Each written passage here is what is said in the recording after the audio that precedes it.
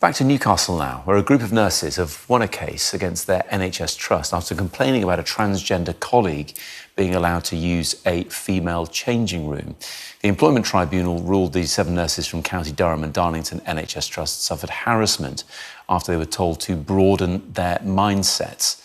Joining me now is Bethany Hutchison, who is one of those nurses. Bethany, thanks for joining us. I know you've got your colleagues alongside you there as well. How do you feel about this decision today?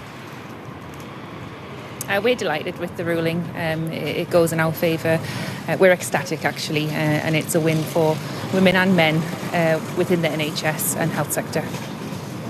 How do you feel about Rose Henderson now, who was the person who was using this changing room after being told they could choose which changing room they used?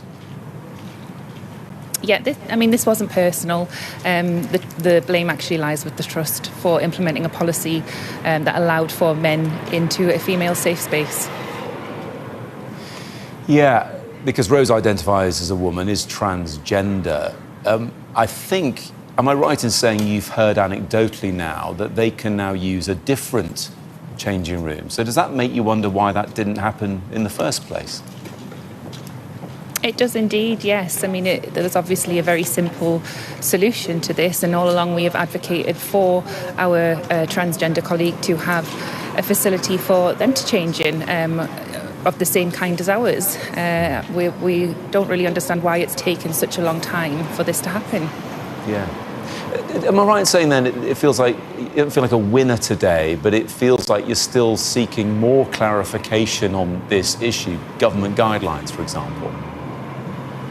Yeah, I think we are still waiting on the HRC guidelines, aren't we? They seem to be dragging their feet, so that really needs to be rolled out immediately now, and the government needs to intervene. Yeah. Just looking back, Bethany, you and your colleagues, when this became an issue, what was going through your minds back then? Did you think you'd have to go through this time-consuming, lengthy legal process at the time? Did that sort of dawn on you that this was going to be what lay ahead? I think it was a sort of mixed bag of emotions.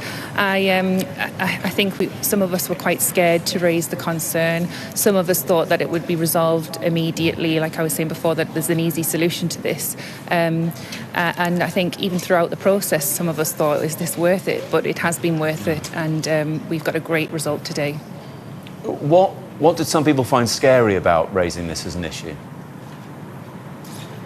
I think that there has been an atmosphere of fear around this ideology, and people have been frightened to actually speak out against it when they've had, very clear convictions about it and are uncomfortable about changing in front of a member of the opposite sex. Yeah. Was the fear being labelled something like transphobic? Was that a fear of some in terms of making this point?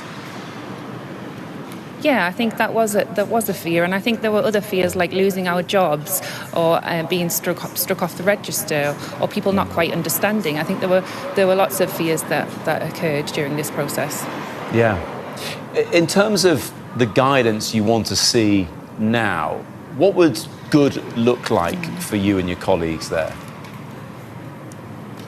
Good would look like for men to be removed from female safe spaces and for single-sex spaces to be reinstated. But when it comes to someone like Rose Henderson, they would say, well, I don't know where to go. Do you have sympathy with them and what they might do? They want to carry on their job, and they need to change somewhere. Those are the rules, aren't they, for medical professionals? Do you think there needs to be more accommodation of what they might have to do? Absolutely, and there is sympathy there. And I think that the organisations, the NHS, need to pull their finger out and sort these facilities out. Absolutely. Bethany, as things have progressed, and you talked about those emotions at the start of this differing amongst the group of you there, how have people responded along the way? Have you had support? Have you had people being negative towards you? What's the experience been like? We've had masses of support, masses. We've had a lot of the public reaching out to us through letters, through emails, through cards that have been sent to the Trust. We've had masses of support on social media. So really, it's all been very positive. Okay. What next? Back to work? A bit less to worry about in this regard, in this case? What happens next?